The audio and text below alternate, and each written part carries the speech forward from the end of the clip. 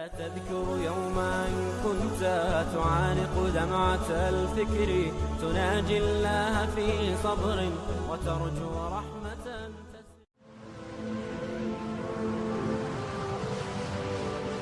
حضرت عمر رضی اللہ تعالیٰ عنہ جب ایمان لائے تو آپ نے ایک ایک کافر کے گھر کے دروازے پہ کھڑے ہو کے کہا کہ تم کمزوروں کو مارتے تھے، میں تمہیں بتانے آیا ہوں میں محمد عربی کا نوکر بن گیا.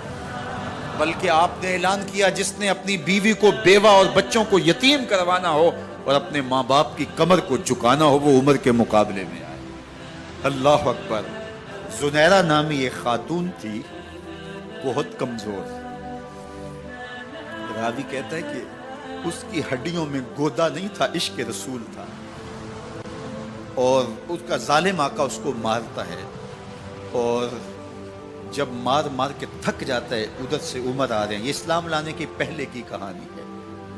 ادھر سے عمر آ رہے ہیں تو اس نے کہا عمر تم جوان آدمی ہو تو یہ چھوڑتی نہیں ہے اپنے نبی کا نام، ذرا تم آؤ. عمر کوڑا پکڑ لیتے ہیں، اسے مارتے مارتے تھک جاتے ہیں تو پانی پینے لگتے ہیں. تو کہتے ہیں مجھے تیرے پہ ترس نہیں آیا لیکن میں ذرا پانی پینے لگا ہوں، اور پھر گلے کے اندر ڈال کر کے کوڑا اور اس کی رسی کو بل دیتے ہیں اور اس کی آنکھیں باہر نکل آتی ہیں اور کہتے ہیں بلا اپنے نبی کو جو تیری آنکھوں کی بینائی واپس کرے. اللہ اکبر. تو اس نے آسمان کی طرف منہ کر کے کہا مالک میں کبھی بھی آنکھوں کی بینائی نہ مانگتی لیکن اب تیرے نبی کی عزت کا سوال ہے.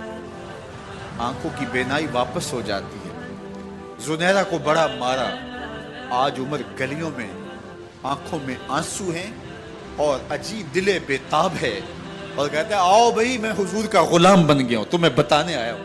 زنیرہ نے موڑ کاٹا تو آگے عمر یہ آواز دے رہے تھے. زنیرہ ایک کونے پہ کھڑے ہو کے رو کے کہتی ہے عمر تم تو بڑے اس دن جوش و غضب میں تھے اور تم مارتے ہوئے تھکتے نہیں تھے. تو عمر نے کہا زنیرہ اس دن میں نے دیکھا نہیں تھا، اب میں محمد عربی کو دیکھ آیا ہوں. جنہ ویکھیا نہیں ہو کرن گلاں، جنہ ویکھیا نہیں ہو کرن گلاں، جنہ ویکھیا ہو تے بول دے جڑے محرم راز حقیقت دے اور راز حقیقت کھول دے.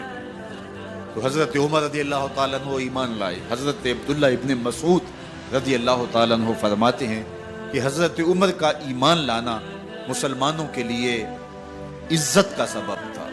ان کا ہجرت کرنا مسلمانوں کی نصرت تھی اور ان کی خلافت مسلمانوں کے لیے رحمت. حضرت عمر رضی اللہ تعالی عنہ وہ ہیں کہ میرے حضور نے فرمایا لوگوں جب نیک لوگوں کا ذکر کرو تو میرے عمر کا تذکرہ ضرور کیا کرو. میرا عمر وہ ہے کہ جب وہ ایک سمت سے آ رہا ہو، ایک گلی اور بازار سے آ رہا ہو تو شیطان بھی آ رہا ہو عمر کو دیکھ کے راستہ تبدیل کر لیتا ہے. حضرت عمر رضی اللہ تعالی عنہ کی طبیعت کے اندر جو جاہ و جلال تھا، طبیعت کے اندر جو سختی تھی وہ اسلام کے اندر آ کر بھی قائم رہی. اور آپ نے وہی سختی، وہی جاہ و جلال جو پہلے مسلمانوں کے خلاف تھا اب کفار کے خلاف، منافقین کے خلاف حضرت عمر کی طبیعت کے اندر وہ جوش و خروش بدستور موجود ہے.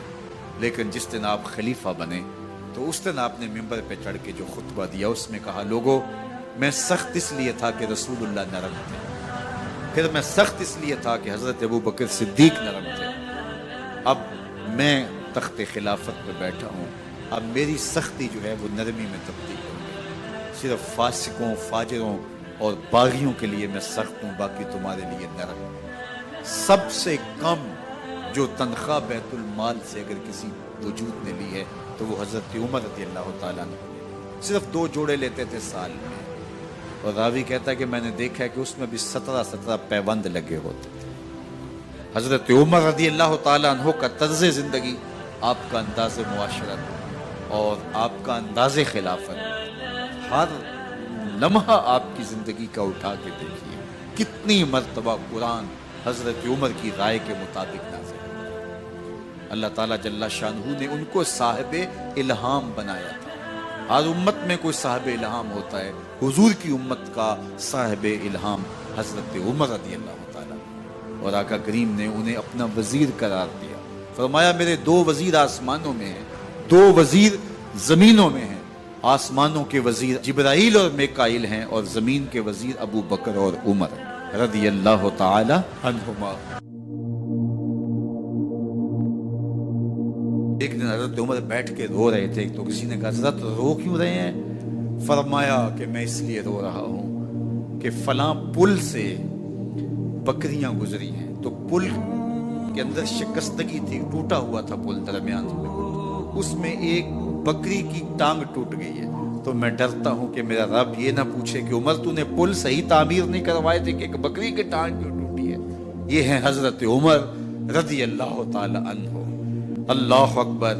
تو اللہ تعالیٰ جل شانہ نے حضرت سیدنا عمر بن خطاب رضی اللہ تعالیٰ عنہ سے جو کام لیا، مختصر دور خلافت کے اندر 10 سال 6 ماہ 4 دن آپ نے خلافت فرمائی ہے، لیکن کہاں سے چلے اور یہاں مکران تک، بلوچستان کا حصہ ہے، یہاں تک آپ کے سلطنت کی حدود وسیع، ادھر آرمینیا تک جا پہنچے، حمص فتح کیا، قادسیہ، یرموک۔ آپ ذرا دیکھیے کہ کہاں تک آپ کی فوجوں کے گھوڑے دوڑتے رہے، اور اللہ تعالیٰ جل شانہ نے ان کو جو توانائی، عدل و انصاف کی قوت عطا فرمائی۔ اللہ اکبر۔ جب زمین پہ عدل کیا ہو تو زمین بھی حکم مانتی ہے، اور حضرت عمر وہ تھے جن کا حکم ہوائیں بھی مانتی تھی، زمین بھی مانتی تھی، جن کا حکم جو ہے وہ آگ بھی تسلیم کرتی تھی اور دریا بھی ان کا حکم مانا کرتے تھے۔ مصر کے اندر یہ رسمیں بد جاری تھی کہ سال کے بعد ایک دوشیزہ کو زیورات پہنا کے اچھے لباس میں ملبوس کر کے دریا کی بھیڑ چڑھایا جاتا، اس کی قربانی دی جاتی، اس کا خون بہتا تو دریا چلتا۔ جب مسلمانوں نے مصر فتح کیا تو گورنر نے لکھا کہ اسلام تو اس طرح کی رسوم کی اجازت نہیں دیتا، لیکن خشک سالی ہے، لوگوں کی فصلیں ویران پڑی ہے، تو حضرت کیا کیا جائے؟ تو حضرت عمر رضی اللہ تعالیٰ عنہ کاغذ کے ٹکڑے پہ لکھتے ہیں بسم اللہ الرحمن الرحیم، مصر کے نیل کی جانب عمر کا خط لکھتے ہیں، اے نیل اگر تو اللہ کے حکم سے چلا کرتا ہے تو چل، ورنہ ہمیں تیرے چلنے کی کوئی حاجت نہیں ہے۔ اور قاصد کو کہا یہ خط لے جاؤ اور جا کے دریائے نیل میں پھینک دو۔ قاصد جا کے خط دریائے نیل میں پھینک دیتا ہے، پانی آتا ہے، ایسا دریائے نیل چلا، 14 صدیاں ہوئی ہیں آج تک کبھی بند ہی نہیں ہوا۔ دریا حکم مانتے، آگ نکلتی ہے، لوگ حضرت عمر رضی اللہ تعالی عنہ کے پاس آئے، حضرت لاوا پھوٹا ہے، آگ نکل رہی ہے اور مدینے کی طرف بڑھ رہی ہے، اب کیا کیا جائے؟ فائر بریگیڈ تو زمانے میں تھی نہیں۔ عمر نے اپنی قمیض اتاری، جس قمیض پہ 17 پیوند لگے ہوئے تھے چمڑے کے، کہا یہ قمیض لے جاؤ، جدھر آگ بڑھ رہی ہے آگے ڈھالنا، آگ پیچھے بھاگ جائے گی۔ زلزلہ آتا ہے تو زمین پہ درہ مارتے ہیں، زمین رک جا، کیا عمر نے تیری چھاتی پہ عدل نہیں کیا ہے؟ تو یہ عمر ہیں رضی اللہ تعالی عنہ کہ جن کے انصاف کی وجہ سے، جن کے عدل کی وجہ سے اللہ تعالیٰ کی رحمات، اس کی برکات کا نزول ہوتا تھا، اور اللہ تعالیٰ نے مسلمانوں کو وہ آبرو مند حکومت دی۔ کائنات کی تاریخ کے اندر ایسی حکومت آپ نے نہیں دیکھی ہوگی جو حضرت عمر نے حکومت کی ہے۔ اللہ اکبر۔ فرمایا فرات کے کنارے پہ ایک کتا بھی پیاسا مر گیا تو اس کا حساب بھی عمر سے ہوگا۔ باہر سے سفیر آتا ہے اور آ کے پوچھتا ہے کہ میں امیر المومنین کے، مسلمانوں کے حکمران کے محل میں جانا ہے، تو وہ مسکرا کے کہتے ہیں ہمارے امیر کا تو کوئی محل نہیں ہے۔ کہا کہاں ہے تمہارا امیر؟ کہا مسجد نبوی میں ہوگا یا بیت المال کی اونٹوں کی دیکھ بھال میں لگا ہوگا۔ وہ جب گئے تو مسجد میں نہیں ہے، اللہ اکبر، وہاں گئے تو وہاں بھی نہیں ہے۔ پھر کیا دیکھتے ہیں کہ عمر رضی اللہ تعالی عنہ جنت البقیع کے پاس ایک درخت کے نیچے اینٹ کا سرانہ رکھ کے سوئے ہوئے، تو اس نے کہا عمر تو نے عدل کیا ہے، تجھے کچی اینٹ پہ بھی نیند آ گئی، ہمارے حکمرانوں نے انصاف نہیں کیا، اور وہ بند اور محفوظ کمروں کے اندر بھی سکون اور چین کی نہیں سو سکتے۔ حضرت سیدنا عمر رضی اللہ تعالیٰ عنہ نے اس طرح ان امور سلطنت نبھائے۔ آپ دن کو لوگوں کی دیکھ بھالی کرتے، لوگوں کی ضروریات سنتے سمجھتے، اور جب رات پڑتی لوگ سو جاتے، عمر مدینے کی گلیوں میں پہرا دیتے۔ کائنات نے کوئی ایسا بھی حکمران دیکھا ہوگا؟ اللہ اکبر۔ وہ مجاہد جو مختلف محاذات پہ گئے ہوئے ہوتے، ان کے گھروں کی دیکھ بھالی کرتے، ان کی ضروریات کا خیال رکھتے، ان کی آبرو کا پہرا دیتے۔ راتوں کی تنہائیوں کے اندر حضرت عمر اٹھتے اور جا کے گشت کرتے، چکر لگاتے، دیکھتے کوئی آنکھ پر نم نہ ہو، مفلسی کا کسی گھر میں ماتم نہ ہو۔